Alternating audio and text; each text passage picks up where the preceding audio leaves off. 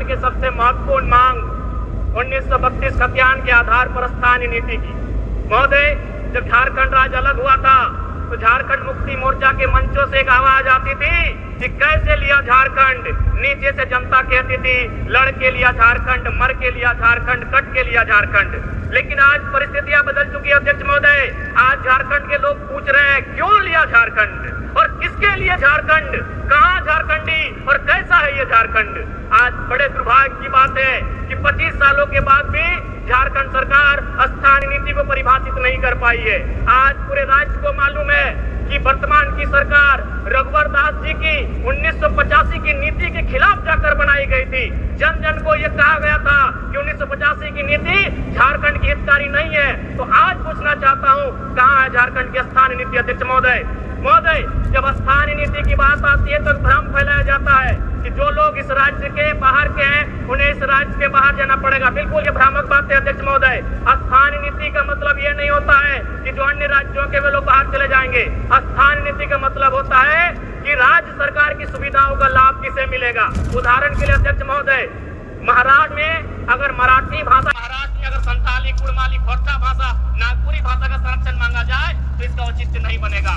अगर केरल में ओणम और तमिलनाडु में पोंगल त्योहार की छुट्टी दी जाती है तो ये समझ में आता है। ठीक उसी प्रकार अगर झारखंड में उनकी छुट्टी मांगी जाएगी तो इसका औचित्य नहीं बनता है। तो स्थानीय नीति का मतलब होता है उस राज्य के लिए।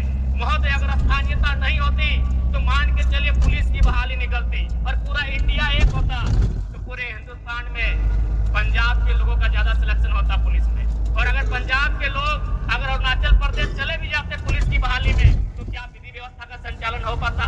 ठीक उसी प्रकार अगर पूरे राज्य में शिक्षकों की बहाली होती और स्थानीयता का मानक नहीं रहता तो केरल के लोग पूरे देश में जाके टीचर बनते। और यदि कोई केरल का शख्स नागालैंड में जाके टीचर बन भी जाए तो क्या बच्चों को पढ़ा पाएगा।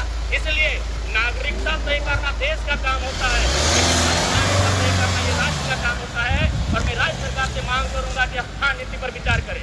एक बात यह भी आती है कि बहुत सारे लोग इस भूभाग में रह चुके हैं तो मैं चाहूंगा एक श्वेत पत्र जारी किया जाए।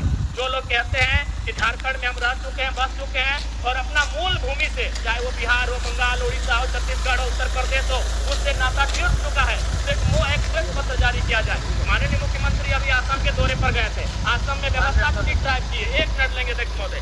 असम में व्यवस्था एक स्पीड ड्राइव की है तो सरकार को सोचना चाहिए, विचार करना चाहिए और स्थानीय नीति की तरफ सरकार को कदम बढ़ना चाहिए। समय नहीं लेंगे। 50 वर्ष से अधिक महिला शिक्षकों को अभी अपने पड़ोसी जिला होम डिस्ट्रिक्ट में हस्तांतरण का लाभ और मौका दिया जा रहा है। मैं चाहता हूँ उसी तर्ज पर पुरुष जिनकी उम्र 50 साल से ज्यादा हो चुकी है उन्हें अपने पड़ोसी जिला होम डिस्ट्रिक्ट में हस्तांतरण का लाभ मिले। साथ ही अध्यक्ष महोदय एक सूचना है, पेंशन निदेशालय में निदेशक के पद पर कोई भी पदाधिकारी पदस्थापित नहीं रहने के कारण राज्य सरकार के सेवानिवृत्त पदाधिकारी कर्मचारी का काम बाधित हो रहा है। निदेशालय में शीघ्र निदेशक को पदस्थापित करने की सूचना